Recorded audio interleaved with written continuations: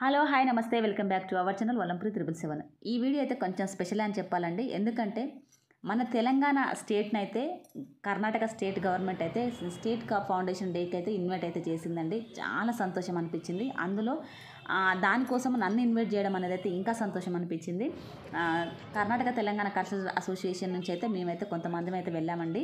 అప్పుడు నాకు ఫోన్ అయితే ఫస్ట్ చేసినప్పుడైతే నేనైతే చూసుకోలేదండి. ఒక 10 డేస్ తర్వాత వాళ్ళు 10 డేస్ ముందే నాకు మెసేజ్ పెట్టారంట. నేను అది ఎందుకు మిస్ అయినో తెలియదు, చూసుకోలేదు. మళ్ళీ వాళ్ళు కాల్ చేస్తూనే ఉన్నారంట.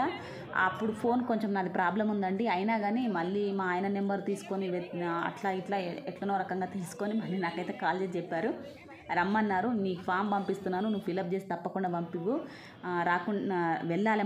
మన స్టేట్ గురించి మనం తెలియజేయడం అనేది గొప్ప ఆపర్చునిటీ, మనం దీన్ని వదులుకోవద్దని చెప్పేసి అయితే వాళ్ళు అన్నారు. సరే వస్తానని చెప్పి నేను కూడా ఫామ్ అయితే ఫిలప్ చేసి అయితే పంపించానండి వాళ్ళకి. అంటే మనకి పాస్ ప్రొవైడ్ చేస్తారండి అలా మనం ఫామ్ పంపిస్తేనే. ఎందుకంటే అది ఫుల్ సెక్యూర్ తోటి ఉంటుందండి. మనం ఎలా పడితే అలా పోవడానికి అయితే కాదు.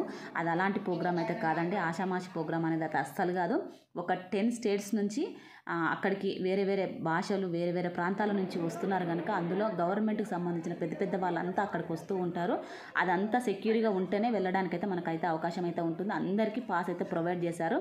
ఆ పాస్ అయితే మనకైతే ముందే ఇస్తారండి. ఆ పాస్ చూపిస్తేనే మనం లోపలికి ఎంట్రీ ఇస్తారు. మొత్తం ఫుల్ చెకింగ్ ఉంటుందండి. గేట్ దగ్గర నుంచి లోపలికి పోయేంత వరకు చెకింగ్ అయితే అడుగున చెకింగ్ అయితే చేస్తూనే ఉంటారు. ఇది వైట్ హౌస్లో జరిగిందండి. కర్ణాటక వైట్ హౌస్లో, అంటే రాజ్భవన్లో వైట్ హౌస్ ఉంటుందండి, అందులో జరిగింది ఇది. అక్కడికి గవర్నర్ వచ్చారు. గవర్నర్తో పాటు ఇంకా పెద్ద పెద్ద వాళ్ళు, అంటే పొలిటికల్స్ లీడర్స్, అలాగే వాళ్ళ ఐఏఎస్లు ఐపీఎస్లు ఉంటారు కదా, వాళ్ళందరూ అయితే అక్కడికైతే వచ్చారండి. గవర్నమెంట్ అయితే అంటే ప్రతి ఒక్క స్టేటు వాళ్ళ కల్చర్ని వాళ్ళ సంస్కృతిని ఎలా దాని ముందు పెట్టి వాళ్ళకి చూపించడం అనేది అయితే గొప్ప ఆపర్చునిటీ అనుకోవాలి. ఒక 10 రాష్ట్రాల నుండి అయితే వాళ్ళు 10 రాష్ట్రాలకైతే పిలుపు అయితే ఇచ్చారండి. అందులో మన తెలంగాణ ఉండడం అనేది మనకు పెద్ద గర్వకారణమే అనుకోవాలి. ఫస్ట్ టైం అండి మనల్ని పిలవడం అనేది. అందులో నేను వెళ్ళడం అనేది చాలా సంతోషం అనిపించింది. అక్కడ మన సంస్కృతిని చాటుకోవడానికి ఇది ఒక మంచి ప్లాట్ఫామ్ అనిపించింది. అంటే మన దగ్గర ఏమేమి ఉన్నాయో వాళ్ళకు కూడా తెలియదు కదా, ఇప్పుడు తెలుస్తూ ఉన్నాయండి. ఒకప్పుడైతే అంతగా తెలిసేదైతే కాదు. అన్ని రాష్ట్రాల నుంచి వాళ్ళ సంస్కృతులను అయితే తెలియజేస్తూ వచ్చారు. నాకైతే ఎంత బాగా అనిపిస్తుందో, నిజంగా ఇలా ఉన్నాయా వాళ్ళ సంస్కృతులు అని ఆశ్చర్యం వేసిందండి. అంత బాగున్నా వీటిని ఎందుకు ఇలా చేస్తున్నారో అనిపిస్తూ ఉంటుంది. అంత మంచి ప్రోగ్రాంలు, అంత మంచి కల్చరు, ప్రతి ఒక్క స్టేట్ నుండి ఒక్కొక్కటి నేర్చుకున్నానండి. నిజంగా నేను అంత బాగా వాళ్ళు ప్రజెంట్ చేశారు. నాకైతే ఎంత సంతోషం అనిపించిందంటే ఉన్న 3 అవర్స్ అయితే ఒక్క దాన్ని కూడా నేను మిస్ కాలేదు. అంటే ఒక్క స్టేట్ని కూడా మిస్ కాలేదు, చూస్తూనే ఉండిపోయాను. ఎక్కువైతే వీడియోలు అయితే తీయలేకపోయానండి. ఎందుకంటే ఆడ గవర్నమెంట్ వాళ్ళంతా ఉన్నారు. అలాగే బాడీ గార్డ్స్ అంటున్నారండి, వాళ్ళు వీడియోలు అయితే తీయొద్దు మేడం ప్లీజ్ అని అయితే వేరే వాళ్ళకి చెప్తూ ఉంటే విన్నాను నేను. అందుకని ఇక నేను ఏం తీయలేదు. అందరు చూస్తూ ఉన్నారనమాట. ఎక్కువ తీయకూడదమ్మా అని చెప్పారు. అందుకని నేనైతే ఎక్కువైతే చేయలేదు. అస్సాము, మళ్ళీ పూరి జగన్నాథ్ అయితే ఎంత బాగా చేశారండి. అది ఒడిశా వాళ్ళు, అదైతే నాకు ఒక రకంగా గూస్ బంప్స్ వచ్చాయండి. మళ్ళీ శివుంది చేశారండి వాళ్ళు. అరుణాచల్ ప్రదేశ్ వాళ్ళు అయితే శివుని గురించి చెప్తూ చేశారు, పాట పాడారు వాళ్ళు. అది కూడా నాకైతే కండ్ల పొంటి నీళ్ళు అయితే వచ్చాయి.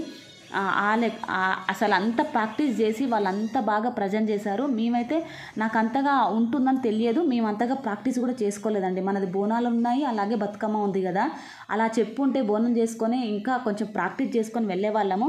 అది అట్లా చేస్తారని చెప్పేసి వాళ్ళకి ఎవరికి తెలియదంట. ఫస్ట్ టైం ఇన్వైట్ చేశారు కదా వాళ్ళు.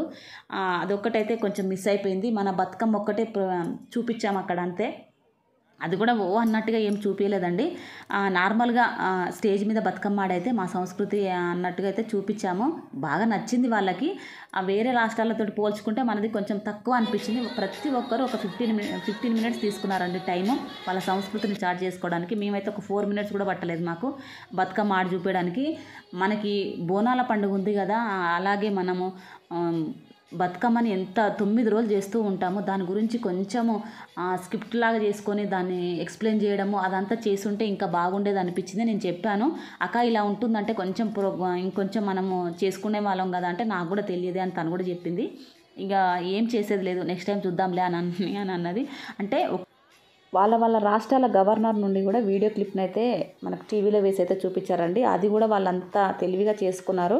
వాళ్ళ రాష్ట్రంలో ఏమేమి పండిస్తారు, ఎలా ఎగుమతులు దిగుమతులు ఏంటివి, అది వాళ్ళది ఏ దేవుని పూజిస్తారు, అదంతా అయితే వాళ్ళైతే ఎక్స్ప్లెయిన్ అయితే చేసుకున్నారండి. అదొక్కటి చాలా బాగా అనిపించింది. మనది అది కూడా చేయలేదు వీళ్ళు.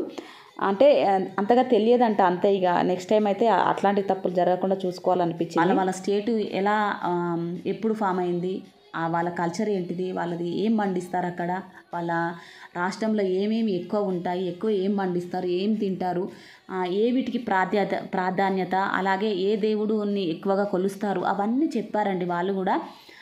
అది ఇంకా చాలా బాగా అనిపించింది. మన స్టేట్ నుంచి అయితే గవర్నర్ అయితే ఏమీ వీడియో అయితే ఏమీ చేయలేదండి.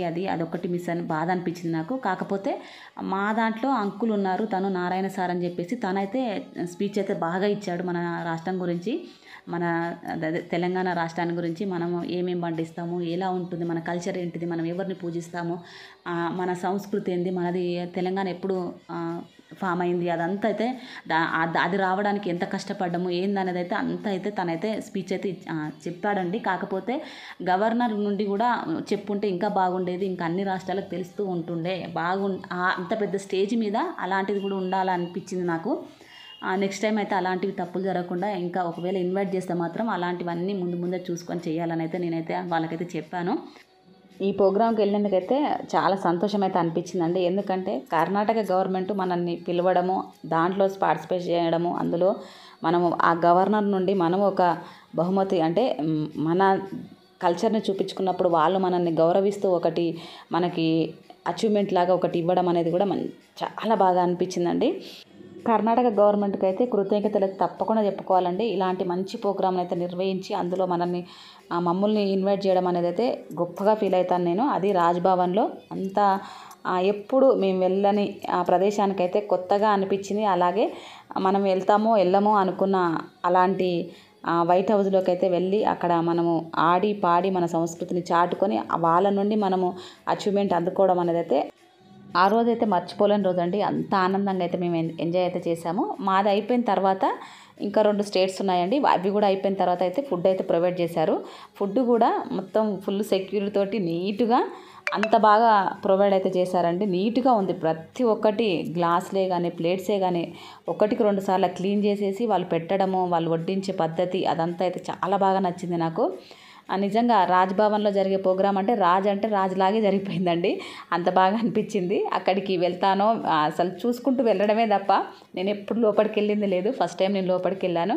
అలాంటి ఆపర్చునిటీ నాకు రావడం అనేది నా అదృష్టంగా అయితే భావిస్తున్నా. అది మన తెలంగాణ బిడ్డగా పుట్టి వేరే రాష్ట్రంలో వేరే వాళ్ళ నుండి మనం అచీవ్మెంట్ అందుకోవడము, మన సంస్కృతిని చూసుకోవడం అనేది అయితే మన అందరి అదృష్టం అని అయితే భావిస్తాను నేను.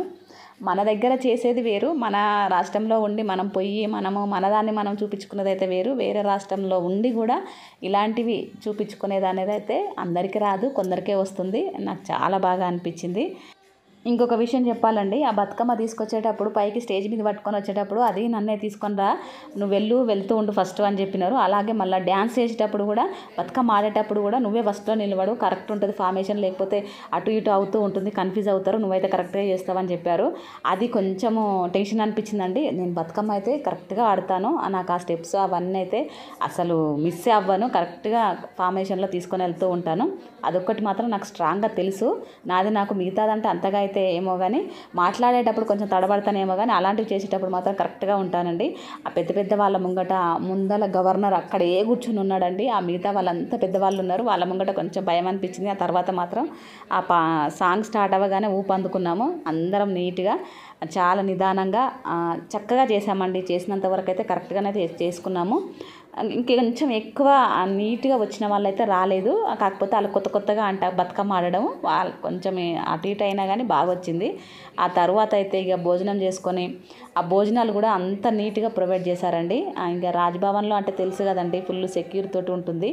ఆ భోజనాలు చేసుకొని ఇంటికి వెళ్ళేసరికి అయితే 10:30 అయిపోయింది. అక్కడ మేము కొద్దిసేపు ఫొటోస్ తీసుకోవడము, మేము కొన్ని రీల్స్ చేసుకోవడము అవన్నీ అయితే చేసినాము.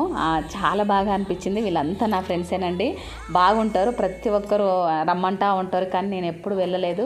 వాళ్ళైతే వస్తూ ఉంటారు అప్పుడప్పుడు. ఇలా రీల్స్ అయితే చేసుకున్నాము.